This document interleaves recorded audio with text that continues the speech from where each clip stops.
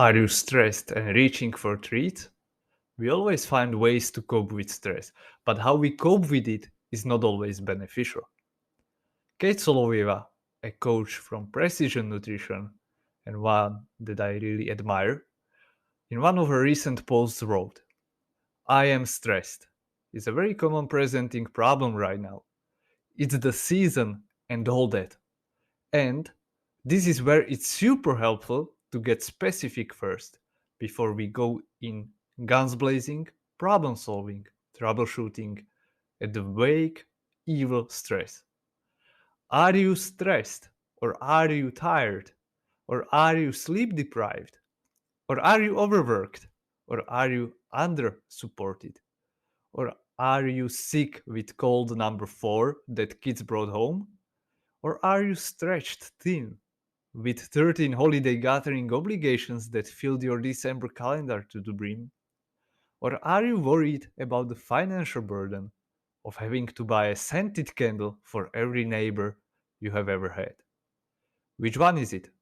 Which three? Which seven? Before we go troubleshooting, let's make sure we know what we are shooting at. Is it just my impression, or are there parts that even rhymed? Anyway, when we feel stressed, or when we feel tired, or overworked, or when you feel unsupported, you can reach for food, or you can go for a walk, or journal about it, or talk with a friend. But if you don't know why you are just, for example, stress eating, you might think like, well, I'm stressed eating, and it will make you feel even worse about yourself because you cannot handle that situation. On the other hand, if you think that, well, maybe I am stressed from work because there is a lot of things that I had on my shoulders, but I also skipped my breakfast and maybe had just a small lunch, and maybe I'm just tired, and because I did not eat enough, that's why I feel food deprived. Or you just had not enough calories, not enough food throughout the day. So it is really essential to be mindful about how you eat, what you eat, and also about the ways how you can cope with problems, because sugary treats or even salty treats, whatever food you use, or even coffee or drink or wine that you use to cope with that stress can be beneficial or not beneficial for you. And it's perfectly okay to reach for food when you are stressed sometimes.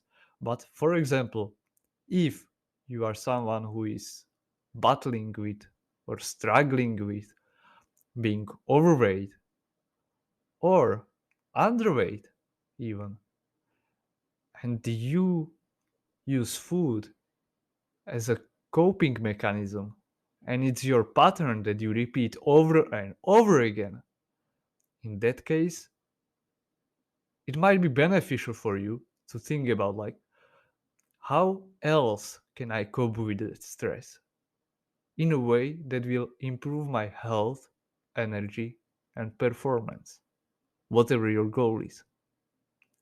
So, learning how to cope with emotion is a skill, and you can do that. But this is beyond today's episode. I just wanted to bring you today that stress is something that you can work with, and really you can manage it. And it's also important how we interpret stress, because objectively we can all experience stress, and we all do experience more stress before holiday season, but how we react to it really is the defining factor. So if you react to it like it's something terrible or I should not be stressed, it will have bigger negative effect on you than if you just take it as it is and say, okay, I'm stressed, or I'm tired, or I'm sleep deprived, and that's how it is. Now I can do something think about it if I choose to.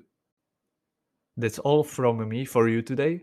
Hope you enjoyed it, and let's see you in the next episode.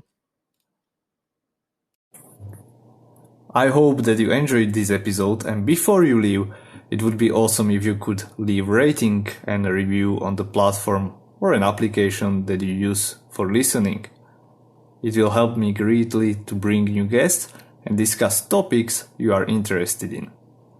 By the way, check the show notes for important links, maybe that we discussed during the episode and all the other, and subscribe to Health, Energy, and Performance newsletter, where I share at least one tip about nutrition, training, and mindset that will help you reach your health and fitness goals easily.